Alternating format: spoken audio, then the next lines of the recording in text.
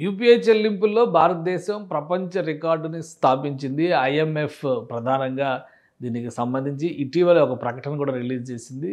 ప్రపంచంలోనే అత్యధికంగా UPI payments చేస్తుంది భారతదేశంలోనే 85% డిజిటల్ పేమెంట్స్ జరుగుతున్నాయని చెప్పని ప్రకటన చేసింది. కానీ ఇప్పుడు కర్ణాటకలో మొత్తం రివర్స్ ట్రెండ్ నడుస్తుంది. యూపీఐ వద్దు, క్యాషే ముద్దు అనేటువంటి నినాదం నడుస్తుంది. దీనికి కూడా కొన్ని రీజన్స్ ఉన్నాయి. ఎందుకంటే చిరు వ్యాపారులు, పళ్ళ వ్యాపారుల దగ్గర నుంచి ప్రతి ఒక్కరూ యూపీఐ ట్రాన్సాక్షన్స్ని కరోనా సమయంలో ప్రోత్సహించేటువంటి క్రమంలో పెద్ద ఎత్తున దేశంలో ప్రచారం జరిగింది.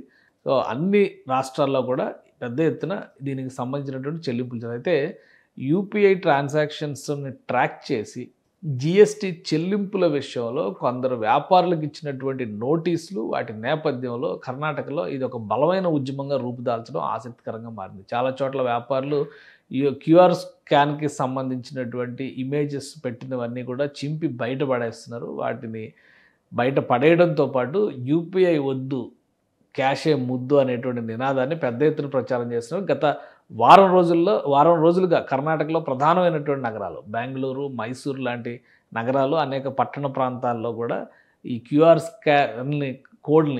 కోడ్ని పూర్తిగా తీసి బయటపడేశారు. చెల్లింపులన్నింటినీ కూడా క్యాష్ పైన ప్రోత్సహిస్తున్నారు.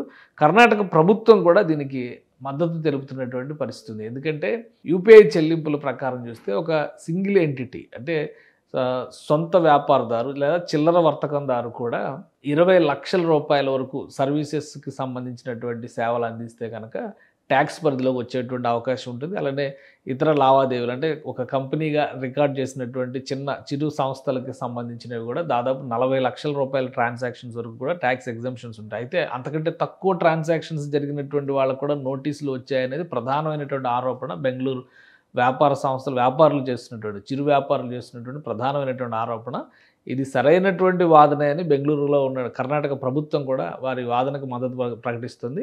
ఇక జిఎస్టీ అధికారులు చెబుతున్నటువంటి వాదన దీనికి భిన్నంగా ఉంది. ట్యాక్స్ పరిధిలో రాని వారికి ఎవరికి నోటీసులు ఇవ్వలేదు, ఆ లిమిట్ దాటిన వారికి మాత్రమే నోటీసులు వెళ్ళినాయి అనేటువంటి ఎక్స్ప్లెనేషన్ ఇచ్చారు. బట్ దీనిని కూడా వ్యతిరేకిస్తూ చిరు వ్యాపారులు గత 4-5 రోజులుగా ఆందోళన చేస్తున్నారు. 23, 24 తేదీల్లో ఏకంగా పాలని బాయ్కాట్ చేయాలని డిసైడ్ చేశారు. పాల ప్యాకెట్లు వేసుకునే వాటిని కూడా క్యూఆర్ కోడ్ ద్వారా యూపీఐ పేమెంట్ వేస్తే వాళ్ళకు కూడా ట్యాక్స్లు వచ్చినాయి అనేది ఇప్పుడు వీళ్ళు చేస్తున్నటువంటి ఆరోపణ. ఒకసారి మనం దీన్ని పరిశీలించి చూస్తే దేశంలో లాస్ట్ ఇయర్ ఒక్క యూపీఐ ట్రాన్సాక్షన్స్ ద్వారానే 24 లక్షల కోట్ల రూపాయల ట్రాన్సాక్షన్స్ జరిగినాయని చెప్పని అధికారిక లెక్కలు చెప్తున్నాయి. రోజుకి 1800 కోట్ల రూపాయల ట్రాన్సాక్షన్స్ యూపీఐ ద్వారానే భారతదేశంలో జరుగుతున్నాయి. కానీ ట్యాక్స్ పేరుతో చిరు వ్యాపారులను నడ్డివిడిచేటువంటి ప్రయత్నం కేంద్ర ప్రభుత్వం చేస్తుందనేది బెంగళూరులో వ్యాపారులు చేస్తున్నటువంటి ఆందోళన. క్రమక్రమంగా ఇది మద్దతు పుంజుకుంటుంది. ఇది కర్ణాటకకే పరిమితం అవుతుందా, ఇతర రాష్ట్రాల్లో కూడా విస్తరిస్తుందా అనేది ఇప్పుడు ఆసక్తికరంగా మారింది. బ్యాంక్ ట్రాన్సాక్షన్స్ ద్వారా జరిగేటువంటి చెల్లింపులు నెల మొత్తానికి కనుక 20 లక్షల రూపాయల పైగా అంటే సంవత్సరం మొత్తానికి కనుక 20 లక్షల రూపాయల పైగా జరిగితే సర్వీసెస్ని బట్టి 20 నుంచి 40 లక్షల రూపాయల ట్రాన్సాక్షన్స్ లిమిట్ దాటిన వాళ్ళందరికీ కూడా జిఎస్టీ నోటీసులు ఖాయంగా ఇస్తామని చెప్పని అధికారులు చెప్తున్నారు. యాజ్ పర్ రూల్ నోటీసులు సర్వ్ చేస్తున్నాం తప్పితే రూల్ వైలేషన్ ఏదీ లేదని వాళ్ళు చెప్తున్నారు. అయితే రూల్స్తో సంబంధం లేకుండా చిన్న వ్యాపారులు కూడా నోటీసులు వచ్చాయనేది ప్రధానమైనటువంటి ఆరోపణ. సో ఇది రోజుకి బలం పుంజుకుంటున్నటువంటి ఆందోళనగా మారుతుంది. రాబోయే రోజుల్లో ఇది ఏ విధంగా టర్న్ అవుతుందనేది చూడాలి.